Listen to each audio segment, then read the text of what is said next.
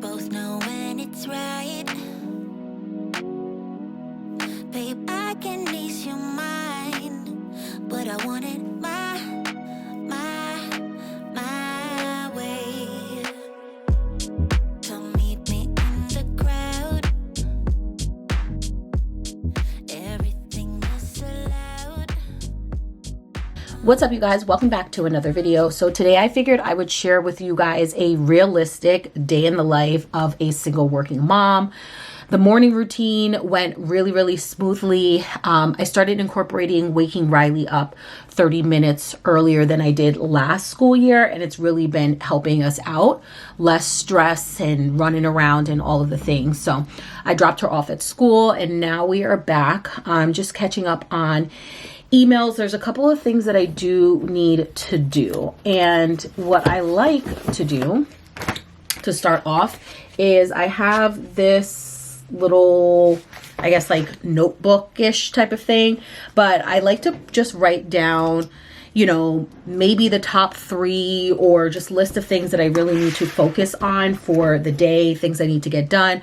A majority of the time it is work related, but then sometimes there's just other random stuff that I need to do. Like today, I need to make sure that I call Costco to link our airfare to the trip that we booked later on today. So I'm gonna write that, call Costco.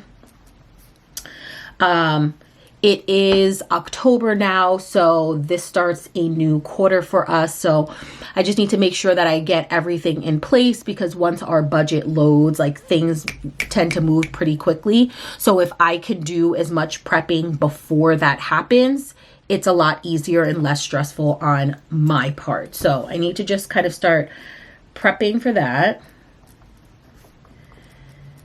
And also just continuing to keep catching up on emails. Thankfully, I think I have 2 calls today. So it should be a fairly light day, which allows me to focus a lot on like emails and all of that kind of stuff. And then just trying to get things done around the house. I know I need to kind of do a little bit of laundry, tidy up from the morning rush and all of that kind of stuff. But I think I'm going to sit and focus on some emails a little bit first. And then after my first call, it's in the morning, I will then tidy up a bit. One of the things that does help me when it comes to working from home is time blocking. So what I will do is I will put on my calendar a block of time, whether it's a half an hour. I usually don't go over an hour, focusing on one specific thing, whether it's emails or maybe I have to take not really a test, but like a training or anything like that. I want to focus in on that, and nothing else kind of matters unless it's like super urgent. So right now I'm going to dedicate about 30 minutes or so to just catching up on emails, cleaning things out, giving myself a chance to actually thoroughly read certain things, because sometimes work can just be so fast paced that you aren't fully reading all of your emails. So I want to do that. I'll take my first call, and then we will tidy up a bit.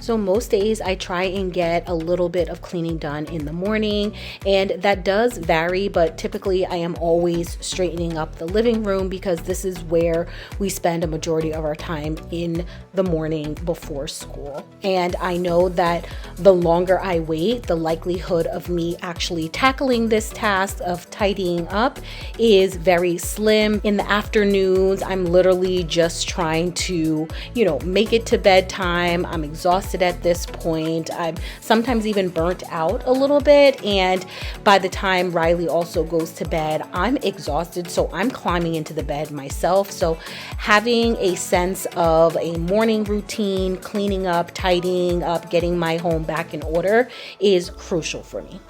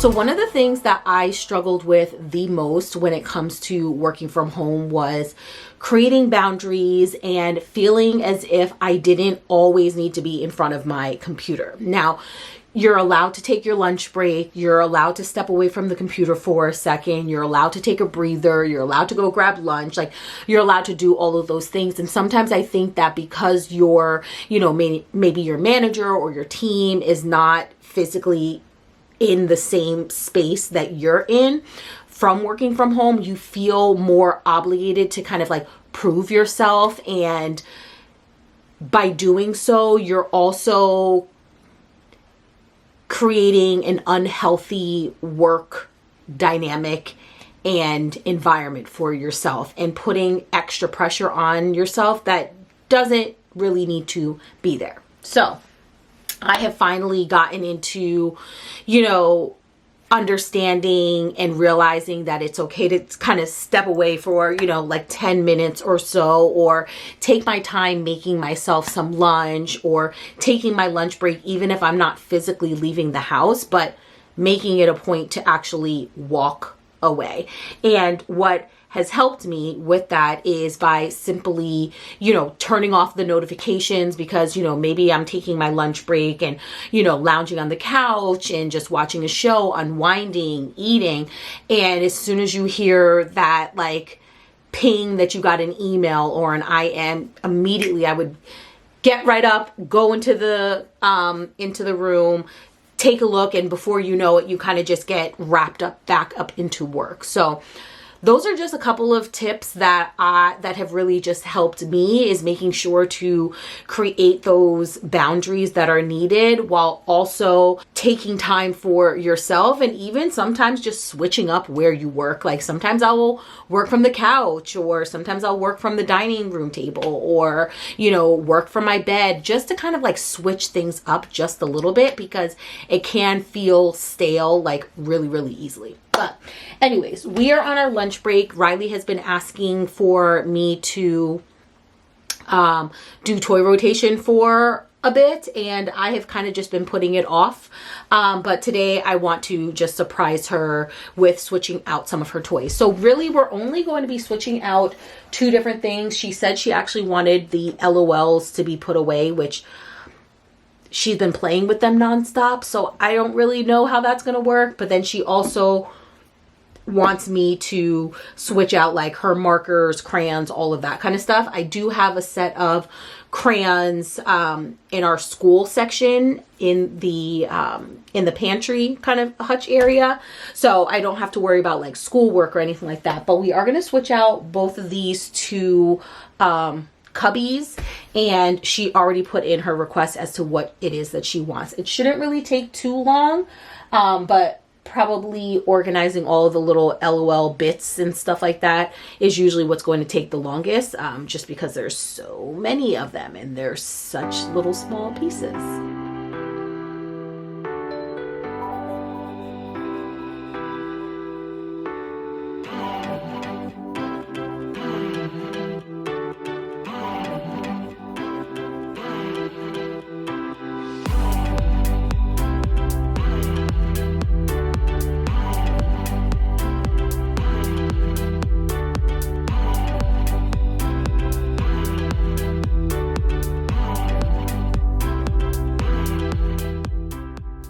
So I honestly have no idea why I have been putting this off for so long. She's kind of asked me to switch out her toys for the past like 3 weeks or so. And I guess in my mind, I'm always thinking like, oh, it's going to be such a hassle to go through all of the toys and switch everything out. But at the end of the day, I feel as if I've been doing toy rotation for so long that it really does not take me as long as I think it's going to take. Of course, depending on what the toy is and how many bins we're switching out is going to determine the time, but we're only really doing 2, and I just don't know why I thought it was going to take longer than it actually does. I would say that this entire process probably took me anywhere between 20 to 30 minutes, which is not bad at all, because when you are first incorporating toy rotation, that's what takes the longest time. Like, prepare for like hours depending on how many small little knick-knack toys your kids have, because you're going through all of the toys, you're decluttering all of the toys, then you're trying to categorize all of them, organize all of them, and that is really the biggest, step in toy rotation. But after that, it's kind of like pretty easy to switch things out. I just need to get over the thought that it's going to take a lot longer than it usually does.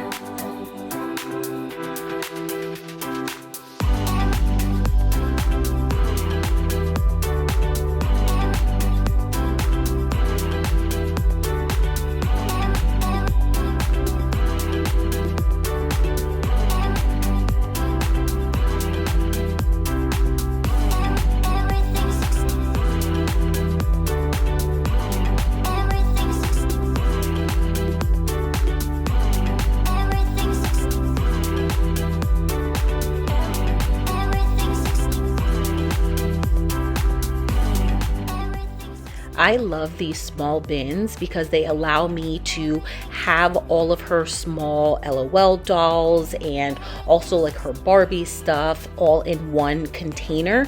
So it's a lot easier to switch things out. I've even seen some people use it to organize like hair products, all of the little clips and all that kind of stuff. And I'm contemplating buying another one off of Amazon and doing that with all of like Riley's stuff, maybe putting all of her hair bows and clips, everything in one area so it doesn't take up as much space.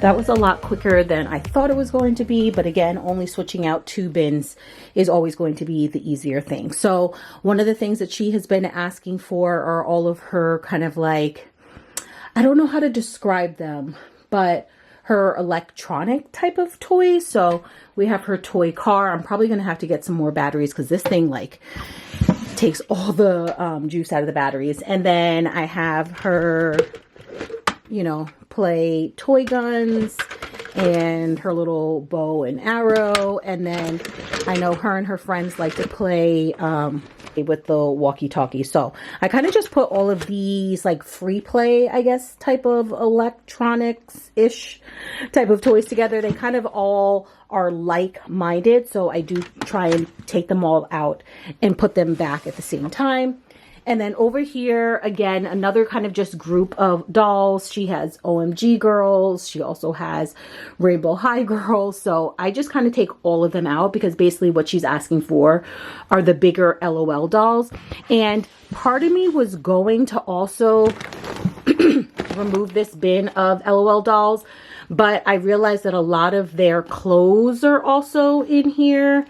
And I just didn't feel like sorting through all of that. So I kind of just like hid it near the back. So you got the bigger girls and then you have the little LOL ones too. So, and then we have all the Rainbow High, OMG girls, all of the things. So she should be excited when she gets home.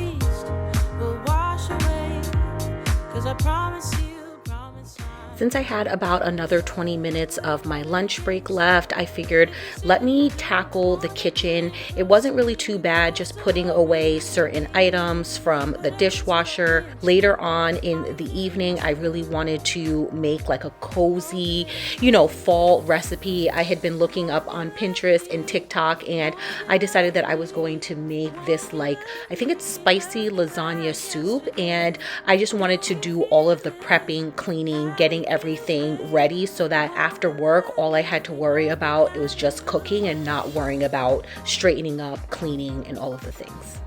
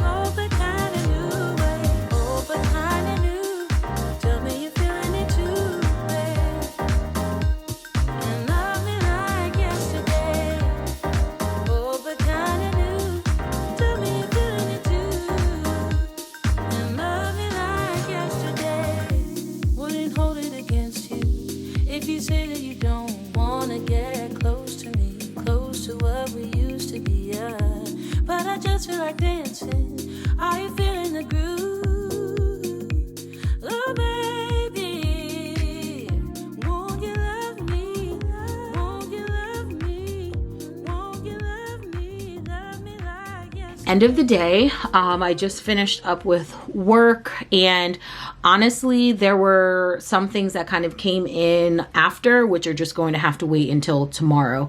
Before, I used to literally just stay and work, and there were times that I had worked up until like 11 o'clock at night, and that is just so unhealthy. Yes, there are going to be certain times when you do just have to do that. Not that anybody's making you do it, but maybe just for your own sanity. But I'm not that busy or stressed out to have to like stay late. But anyways, so I've just finished helping her do her homework.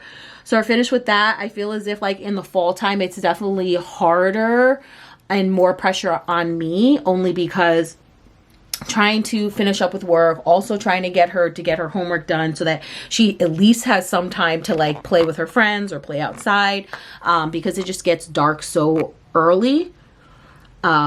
So just the constant struggle. But what I'm about to do now is kind of just start the process of shutting down and basically just finishing for the day. When you go into the office, it's very clear that you are finished for the day for the most part. You shut down, you get in your car, you go home.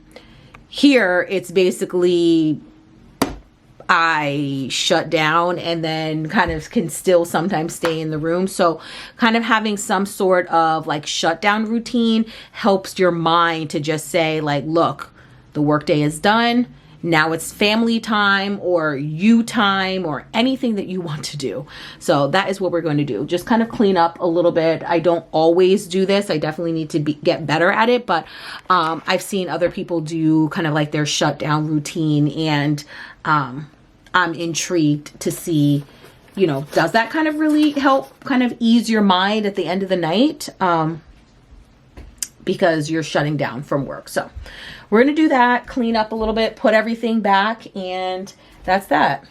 Hi. Hi.